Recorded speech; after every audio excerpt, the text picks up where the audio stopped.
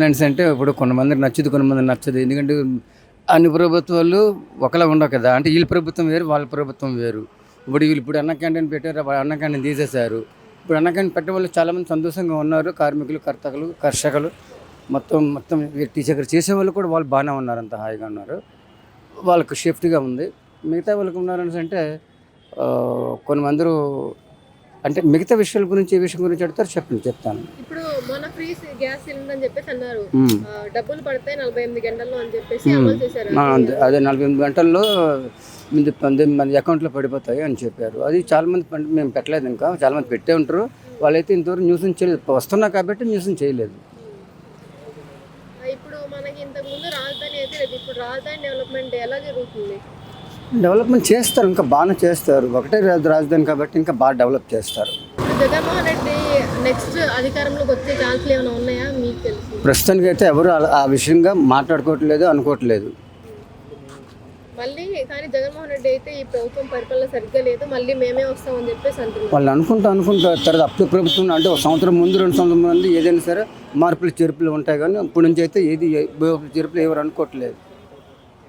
జగన్ ఒకవేళ నేను ఉంటే ఇప్పటికే ప్రజలకి చాలా పథకాలు డబ్బులు పడిపోయేవి, ఈ ప్రభుత్వం ఏమేయట్లేదు అని చెప్పేసి అంటున్నారు. అవును, ఆయన వచ్చిన డబ్బులు ఇచ్చిన ప్రభుత్వం బాగానే చేశాడు.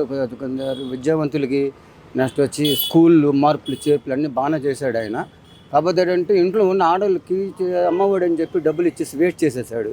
చాలా ప్రభుత్వ దాన్ని వృధా చేసేసాడు ఆయన. ఇప్పుడు ప్రభుత్వం ఏమంటుందంటే ఉన్న ప్రభుత్వం అప్పులు చేసి పథకాలు ఇచ్చారు, అప్పులు మేము తీర్చలేకపోతున్నాం. ఇప్పుడు పథకాలు నిజమే కదా, అది నిజమే కదా, అది వాస్తవం.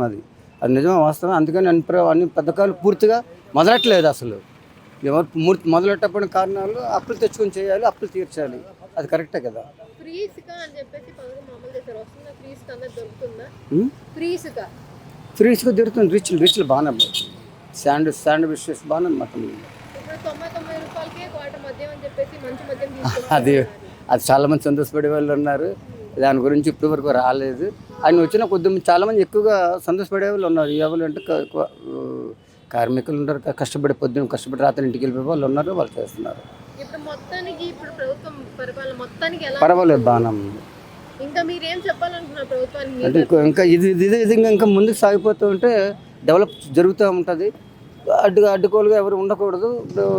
ఇదే విధంగా పవన్ కళ్యాణ్ గారు కూడా చేయూతగా ఉంటే, అది ఇంకా వీళ్ళిద్దరు కలిసి ఉంటేనే ఎప్పుడైనా సాధించగలరు. మళ్ళీ మధ్యలో ఏమైనా డివైడ్ చేస్తే మాత్రం మళ్ళీ కూలిపోయే ఛాన్స్ కూడా ఉన్నాయి కదా.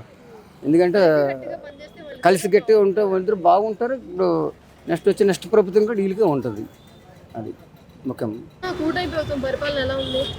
బాగుంది మేడం.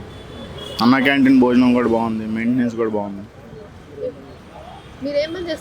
ముఠా పని చేస్తాను. నేను ఫ్రీ ఇసుక దొరుకుతుందండి. అంటే మేము ఇసుక తెప్పించుకోలేదు, దొరుకుతుందని చెప్పారు.